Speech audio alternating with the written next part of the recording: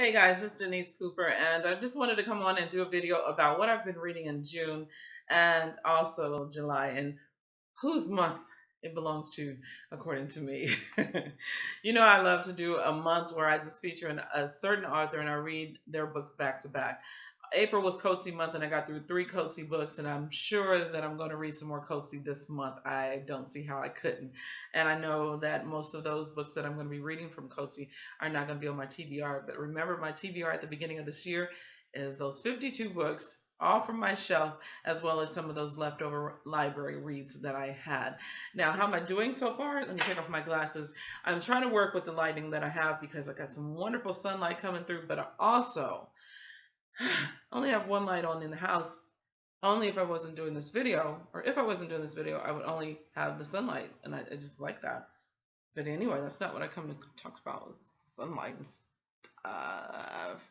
Just came to talk to you about what I've been reading and why it's amazing how I have just really honed into the books that are on my shelf. I actually went to the library, and you guys, I go to the library all the time. If we're not having a jazz concert there or something's going on at that library, I'm there anyway to pick up books or movies and what have you, and sometimes audiobooks. And I usually check out 5 to 6 library books, lots of audios, because recently, within the past, well, actually this year, actually no, starting last year, I started with a couple of audiobooks, and I'm sort of really getting used to it, especially because I'm painting a lot. So I can listen to books while I'm painting, right? Makes sense to me. Anywho, guess how many books I checked out this last visit to the library? And I go to the library at least twice a month. One, son. One. I turned in the Toni Morrison book, and I only picked up one more book from the library. And I'm telling you, and the reason why I bring up April, Coetzee month, June was for James Baldwin. I didn't come on here and update you guys in June for James Baldwin month. Now July is Richard Wright month, right? So I encourage you guys to check out Coetzee, Baldwin, and Wright. Okay, I'm telling you, I love these 3 male authors, and I had a notion. I had this thought. I'm thinking, wow. When I was really young, my favorite author was Langston Hughes, then Maya Angelou, and then as I grew up a little bit more and I found Alice Walker. But my favorite book at the time was Claude Brown, Man Child in the Promised Land. It was a book my mother gave me, and it got me to wanting to read Black male authors tell their stories. And then I went on to read Make You Want to Holler by Nathan McCall, and so forth and so on. So anyway, then I thought, wow, should I retire those people as my favorite writers? And they were just my favorite writers of that time. Should I pick? They'll never not be my favorite writers, but should I choose a new list for the next, what, I'm 50, for the next 50 years? I'm not even going to live that long. So maybe the next 5 years, I don't know. But when I read Richard Wright the first time, I read Native Son, and I read it 3 times. And I thought, man, this is one of the best writers of all time, and I want to read more by him, and I never did. I just went off on tangents and reading other things. So I'm telling you, when you find a good author, a writer, artist, and you read them back to back, I don't know, it's just kind of like you're in their head a little bit more so than just reading one book at a time, at least for me, okay? So, in saying all that, it's still July. We only have one more week of July to go, and I couldn't help but come in to talk to you guys about Richard Wright. Now, Coetzee month, I did read some other books other than Coetzee, but I did read 3 Coetzee books. May, I didn't choose a certain author. I read To Kill a Mockingbird, I read The Bone Clocks, and some other stuff, right? And I didn't come on and talk about that too much, I don't think. I think that's the last time I did a video was in May. And then I did some videos since then. I did the Toni Morrison video, and I did a video when I was at a copy shop just writing. So June, I didn't come on and talk about Baldwin, is what I'm saying. So July, I had no choice. Anyway, this is my copy of Native Son that I have, Richard Wright, all right? Read it 3 times, not that particular book, because I bought that several times for several people. This is another copy of Native Son by Richard Wright, and the covers are so amazing on there. that I just had to get it. And I did post these on Instagram, so if you follow me, this is a little redundant for you. Then an Instagram buddy or friend, what do you call people on Instagram? Your frenzies, or I don't know. I'm old, sue me. So anyway, he goes, you'll like Black Boy. And I was reading Black Boy. I had to tell him I thought it was amazing, right? And then he told me to pick up this, 8 Men by Richard Wright. So I did purchase more books. And I got Uncle Tom's Children. And I got the one he suggested, 8 Men, right? By Richard Wright. See how all these covers, the same artist, totally love it. And this is my copy of Black Boy in that same beautiful artwork.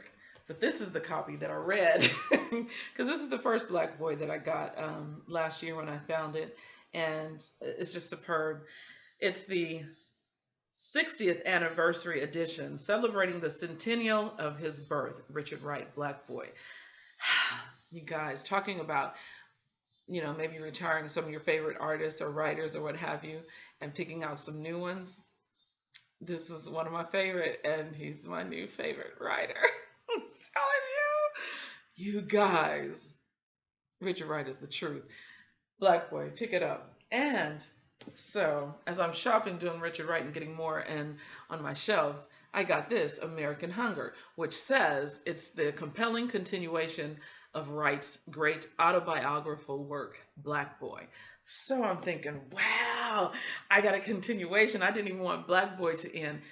Things that he does in Black Boy, I've never, ever come across anybody doing that.